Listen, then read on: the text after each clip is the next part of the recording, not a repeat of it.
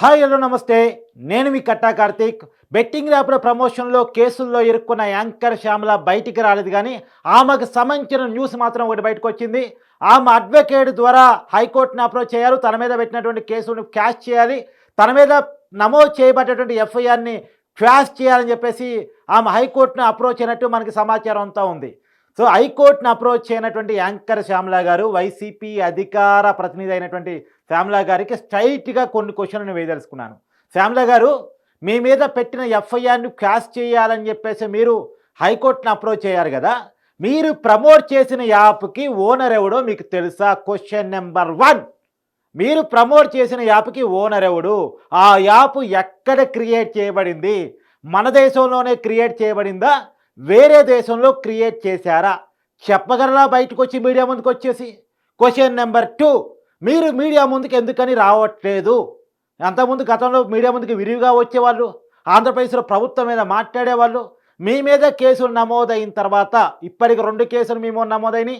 ఒకటి పంజాగుట్ట పోలీస్ స్టేషన్‌లో నమోదైన 11 మందిలో మీ పేరుంది. మియాపూర్‌లో కేసు నమోదైన 25 మంది సెలబ్రిటీలో మీ పేరుంది. మీరు ఎందుకని మీడియా ముందుకొచ్చి వివరణ ఇవ్వలేకపోతున్నారు? చాలామంది సెలబ్రిటీలు ఇప్పటికే వివరణ ఇచ్చుకున్నారు కూడా. మీరెందుకు ఇవ్వలేకపోతున్నారు? Question number 3. ఈ యాప్‌ని ప్రమోట్ చేయటం వల్ల మీరెంత సంపాదించారు? మీకు ఎంత ఇచ్చారు? మీ బ్యాంక్ అకౌంట్స్ ఓపెన్‌గా బయట పెట్టగలరా? Question number 4. మీరు ప్రమోట్ చేసిన యాప్ వల్ల ఎంతమంది ఆర్థికంగా నష్టపోయారో మీ మాటను నమ్మి అనే విషయం మీరు ఆరా తీసే ప్రయత్నం చేశారా? కనిపెట్టారా? ఎంతమంది నష్టపోయారు? నష్టపోయినోళ్ళకి మీరు చెల్లించదలుచుకున్నటువంటి పరిహారం ఏంటి? ఒకవేళ చెల్లించి ఉంటే చెల్లించే నష్టపరిహారం ఎంత? చెల్లించకపోతే చెల్లించాల్సిన నష్టపరిహారం ఎంత? ఎంతమంది మీ వల్ల చనిపోయారు? ఎంతమంది మీ వల్ల నష్టపోయారు? మీ వల్ల నష్టపోయామని చెప్పేసి కేసు పెట్టినటువంటి వ్యక్తులు చెప్తా ఉన్నారు. మన నష్టపోయినోళ్ళకి మీరు నష్టపరిహారం చెల్లించే అవకాశం ఉందా? లేదా? Question number 5. మీకు సినిమాల్లో అవకాశాలొచ్చాయి, సీరియల్స్‌లో అవకాశాలొచ్చాయి, బిగ్ బాస్‌కి వెళ్లారు, స్టేజ్ షోలు చేశారు, ఆడియో ఫంక్షన్లు చేశారు, ఈవెంట్ ఫంక్షన్లు చేశారు. ఒక పేద కుటుంబంలో పుట్టిన మీరు ఇవాళ సెలబ్రిటీగా ఉన్నారు. చాలా బ్రహ్మాండమైనటువంటి లైఫ్ లీడ్ చేస్తూ ఉన్నారు. కోరుకున్నోడితో పెళ్లి కూడా చేసుకున్నారు. ఇన్ని అవకాశాలు దేవుడు కల్పించిన తర్వాత కూడా మీరు ఇలాంటి చిల్లర కార్యక్రమాలకి పాల్పడాల్సిన అవసరం ఎందుకని వచ్చింది? ఎందుకు బెట్టింగ్ యాప్‌లో ప్రమోషన్‌కి మీరు లొంగిపోయారు? దానికి కారణాలేంటి? తర్వాత మీరు ఈ ప్రమోషన్ మీద కేసు నమోదైన తర్వాత క్వెషన్ నంబర్ 6 ఇది. మీ మీద కేసు నమోదైన తర్వాత ఎందుకు బయటకొచ్చి వివరణ ఇవ్వలేకపోతున్నారు? వివరణ ఇవ్వొద్దని వైసీపీ పార్టీ ఏమన్నా చెప్తుందా? వైసీపీ పార్టీకి ఈ యాప్‌కి ఏమన్నా సంబంధం ఉందా? ఈ యాప్‌ని ప్రమోట్ చేసిన తర్వాత కూడా మీకు పార్టీలో అధికార ప్రతినిధి పోస్ట్ ఎందుకు దక్కింది? దానికి సంబంధించిన వివరణ కూడా మాకు కావాల్సిన అవసరం ఉంది. ప్రజా జీవితంలో ఉన్నప్పుడు ఖచ్చితంగా ఆన్సరబుల్‌గా ఉండాల్సినటువంటి అవసరం ఉంది అనేటువంటి విషయాన్ని మీరు గుర్తించాలి. తర్వాత నేను ఇంకో విషయం కూడా అడగదలుచుకున్నాను. వాస్తవానికి మీకున్న మొత్తం ఆస్తుల విలువెంత? అవి ఏ రకమైన ప్రమోషన్ల ద్వారా సంపాదించారు? అంటే యాక్చువల్‌గా మీ ఆస్తుల వివరాలనేది మీ ప్రైవసీ. కానీ అది ఐటీకి చెప్పాలి. లేదు, ఇప్పుడెందుకు మేము అడుగుతున్నామంటే, ఇప్పుడు అడగటానికి కారణం ఏంటంటే, ఈ బెట్టింగ్ యాప్ ప్రమోషన్ బయటకొచ్చింది కాబట్టి, ఇలాంటి వ్యవహారాలు ఏమన్నా మీ జీవితంలో ఉన్నాయా? వాటి ద్వారా వచ్చాయా? అనేటువంటిది ఖచ్చితంగా సమాజానికి తెలవాల్సిన అవసరం ఉంది.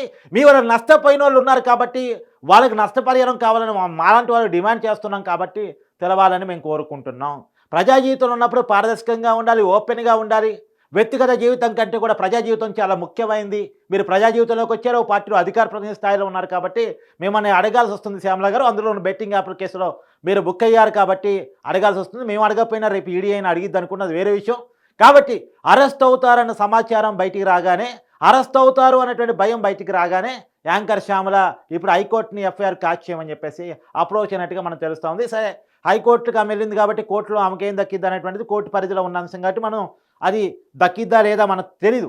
అది కోర్టు చూసుకుంటుంది. కానీ బెట్టింగ్ యాప్ ద్వారా నష్టపోయిన బాధితుల తరపున మనం గొంతెత్తి మాట్లాడాల్సిన అవసరం ఉంది. ఇంకోటి నేను శ్యామల గారిని స్ట్రైట్‌గా అడగదలుచుకున్నా. ఇవి విదేశాల్లో తయారైన యాప్‌లు అనేకం వస్తూ ఉన్నాయి. ఆ విషయాలు మీకు ఐడియా ఉన్నాయా లేవా? సైబర్ వార్ ద్వారా భారతదేశం మీద ప్రచ్ఛన్న యుద్ధం నడుస్తోంది. అది మీకు ఐడియా ఉందా లేదా? అనేక మంది యాంటీ సోషల్ ఎలిమెంట్స్ ఇలాంటి యాప్‌లు క్రియేట్ చేసే అవకాశం ఉంది. ఆ విషయం మీకు ఐడియా ఉందా లేదా? యాంటీ సోషల్ ఎలిమెంట్ చేతుల్లోకి భారతదేశం యొక్క డబ్బు, ప్రజల యొక్క డబ్బు, యువత యొక్క డబ్బు మరియు డేటా ఈ యాప్‌ల ద్వారా పోయే అవకాశం ఉంది. ఈ విషయం మీకు ఐడియా ఉందా లేదా?